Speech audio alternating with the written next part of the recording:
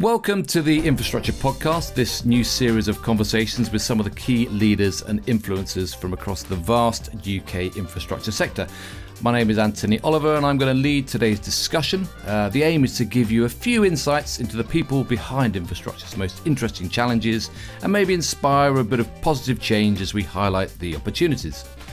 In today's podcast, we're going to talk about new talents to meet new infrastructure challenges.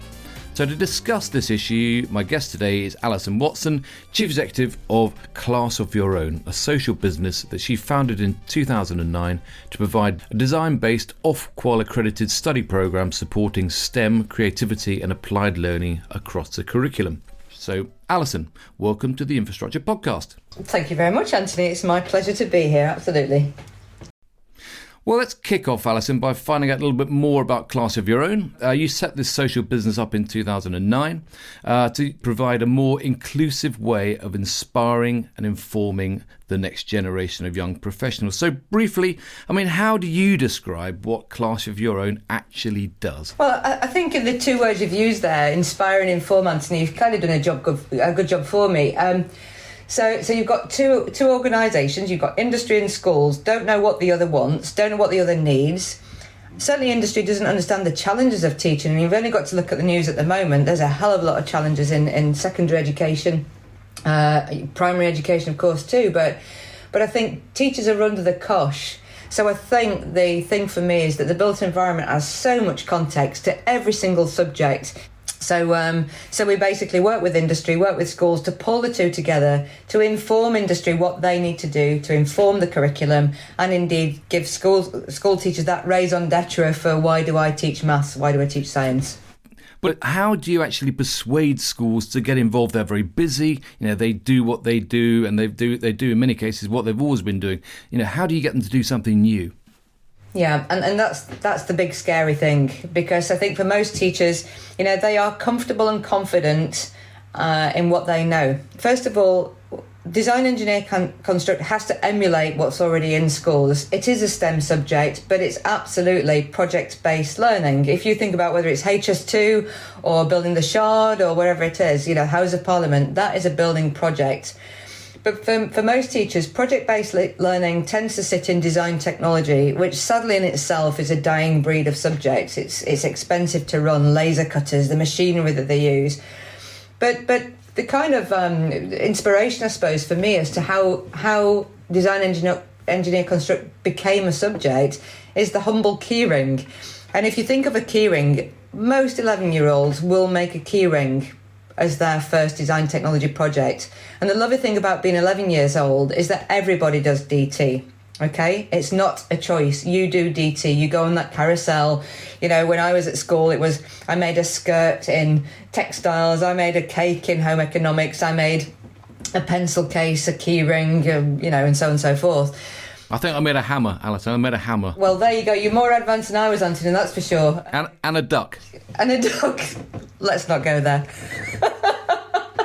But either way, that is a product, right? And that product is designed. It's a design. And if I was going to design it, I'm 11 years old and I say, Anthony, I'm going to design you a key ring. You're going to ask me about the shape, the size, the colour. You're going to talk about the cost, how many keys you're going to fit on that. Well, imagine if I was designing a building for you, you'd have a specification.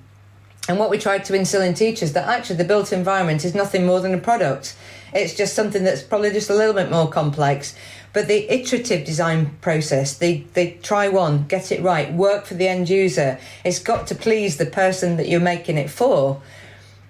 Within constraints, well, our buildings are no different. I suppose the good thing about the built environment, it's a wide platform from which to work from. But let's talk about you. You started out in the industry as a land surveyor, working in public and private projects. Also in the software side of the business, I think with Topcon. How did you actually get into this whole new way of driving education? I started working on the school building programme, so it was the Labour government's Building Schools for the Future. I was going from school to school, sticking a tripod with a Topcon instrument in the middle of the playground. I worked for Topcon, many years ago. It's cool kit, and we had a lot of fun with the kids.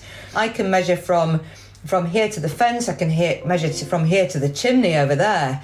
And the kids thought that was the coolest thing ever. And what was really, really clear to me from working with the kids, let's work with them. We can't work in the breaks and lunch times when you're in a school, so let's do some cool stuff with them.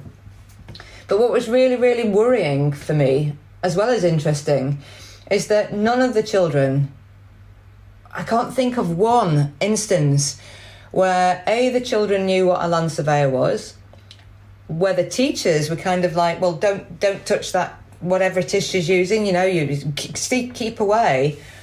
And yet, the engagement I had with children on my own as a surveyor, and don't get me wrong, I had a crew of lads down with me, but on my own as a surveyor, just having some fun with the kids, talking about measurement, space, well, how tall are you? They had no idea about even the humble metre. And I've talked about this as being a litmus test. If I say to most children, or indeed most adults, show me a metre with your hands, you'll get all sorts of, every now and then, maybe a couple of people in 100 might be able to show you the size of a metre. But most people, it's more like a foot. And there's obviously a throwback from, the sort of imperial days. But it was very worrying that, I was by this time, a new mother, 32, 33 years old. And it was like harking back to my school days. Kids didn't know this stuff. So I thought, having this ambition to be able to teach maths through surveying, to improve maths through surveying because there was a purpose for it and making it enjoyable. And you use the word, I know it's one of our mantras, but have fun. Schooling should be about fun. And I think my worry is that at the moment, and this is what all the news is about, teachers are hampered by, they have to hit targets. We are absolutely on a GCSE and A-level treadmill, particularly GCSEs. Our children are driven to pass exams. Where's the fun? Where's the time for fun and extracurricular stuff? So that's kind of why I get so passionate and angry about it. Well, you are very passionate about it, and of course, you were awarded an MBE for the work you've been doing. And some of it's difficult, some of them challenging. And the industry, of course, has been through many ups and downs over that period since 2009. I mean, what's kept you going? Well, passion. This becomes almost... it does become an obsession. Every year we have so many hundreds of young people come through who I am so proud of. They might as well be my own children. And I mean this. This is no cliche. The pride that I have in our children and indeed our teachers for getting them there is colossal. And we are a tiny organisation, Anthony. In terms of funding, we don't get government funding. Despite the fact that we're hitting all the targets the government wants to meet, we're raising achievement in maths, we're getting kids into the construction industry, we're certainly improving the skills agenda. So the most challenging thing actually for this programme is politics, because we live or die by the political decisions that are made in Westminster around what a child is allowed to study. So you have to have something that is the size and shape of a GCSE particularly, something that is comparable or equivalent even to a GCSE. So you're up against it all the time. And I wish the politicians would actually get back in the classroom and see what we do. I think Lord Knight is the only politician who's ever taken the time to come and see what we do. And another challenge I have is industry not valuing education. Industry will always take a quick win for social value. They'll get in with their careers fairs, they'll get in with their leaflets and handouts and stuff. But a child has to be interested in the first place. Because this is a long-term programme, isn't it? It's a long-term programme. It's not something... I mean, the session's called New Talents to Meet New Infrastructure Challenges. And so that is a long-term process, particularly as the industry is changing rapidly. How would you describe the talents that have to start coming out of schools right now then? Well, I'm often asked, what will children be asking in the future? And it will be a people and planet, what are you doing for it? And I remember even years ago, one of our first young people came out and they went into Langeroog. And it was interesting having a conversation with that young person who's come from a very sort of sustainability point of view, and they aren't naive, save the planet, plant loads of trees. They know that the built environment has to change. They're brought up with this. They're almost, dare I use the word, conditioned to explore alternative ways of delivering that building. So it's quite advanced for its time. And he said, I'm so disappointed because all the stuff I learned in school, we're not doing that here. Now, this is some years ago, and I'm sure that Langeroog themselves, they are doing things very differently. But even sort of 8 and 10 years ago, our students, when they started to emerge into industry, were probably a little bit disappointed that what they'd learned was not being delivered.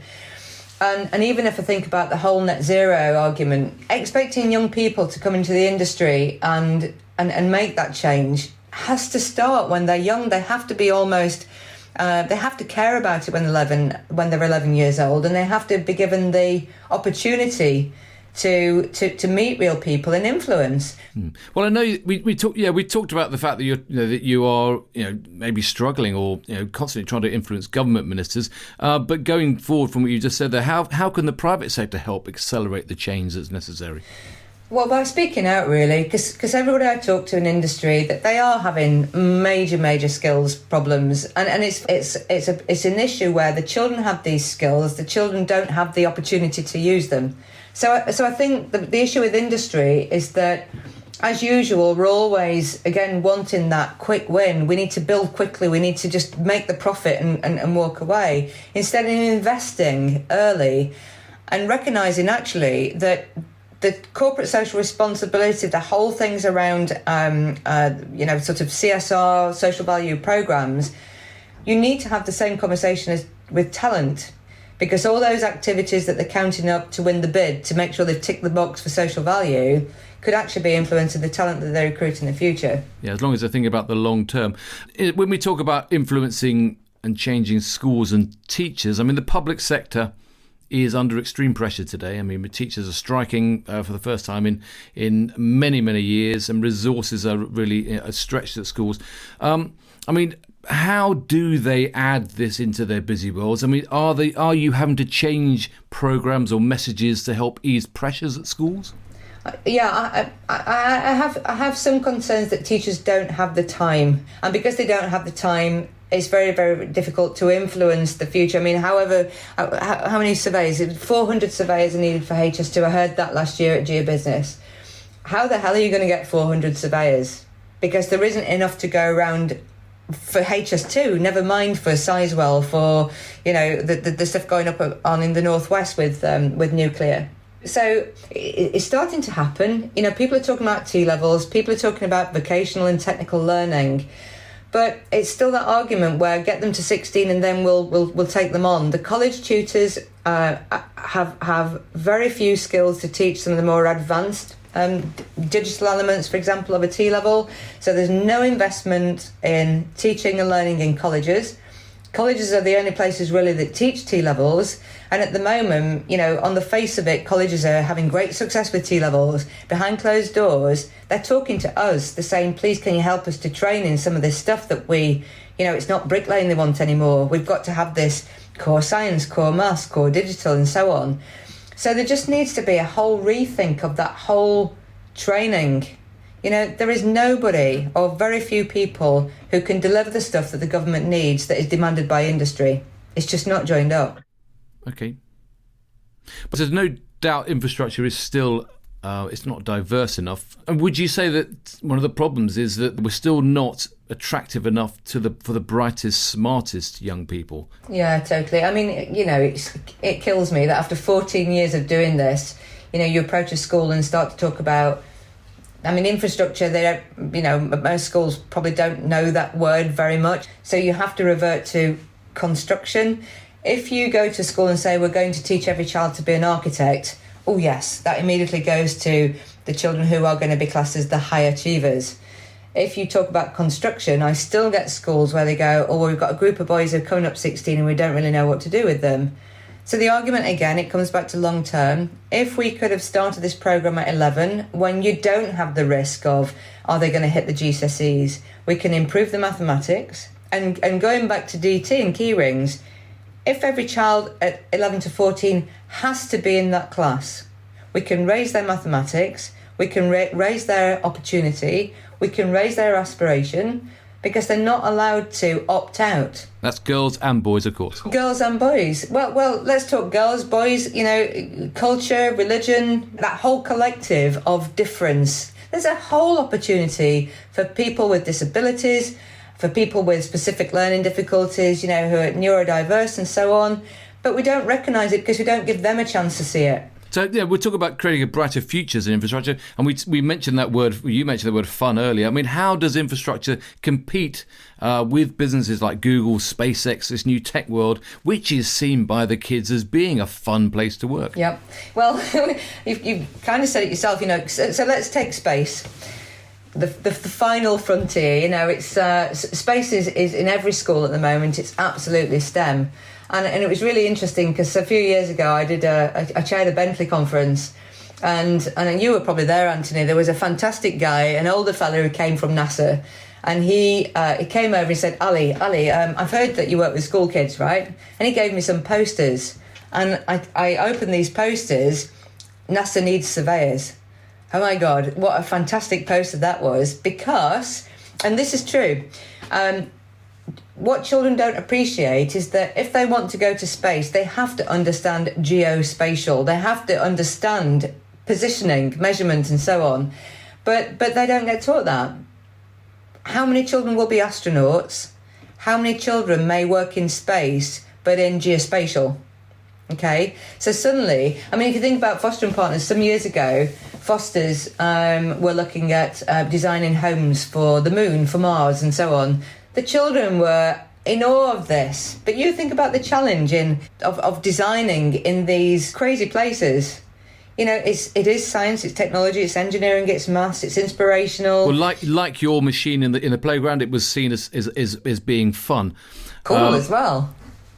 It's really cool. How do you have fun? How do you take your mind off of the pressure of running a class of your own? What do you do? I walk in the fresh air. I'm a massive lover of the great outdoors. I love nature. There's nothing more exciting for me than standing on the top of a hill, in the snow, in the sun, I don't care, and just breathing in and going, God, this is all mine, because it feels like in the moment. So what drives you personally to want to see UK infrastructure succeed? There's just something wonderful about that personal investment and that personal achievement in something that you've done as a team. And I think, the people, I always talk about the people in the construction industry, this big, amazing family. There are some lovely people in our industry, Anthony. And I don't know, I'm just terribly proud to be part of it. Well, sum it up for me. I mean, what do you think will help to move the dial to get the transformation of talent coming into the infrastructure sector really ready to meet these new challenges?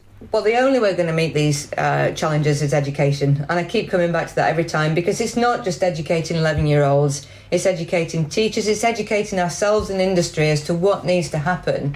Because things can change, but it has to be demand and supply. And at the moment, there's an awful lot of demand for skills. There's very, very little supply. And only us as an industry, you're interviewing some very, very important people going forward.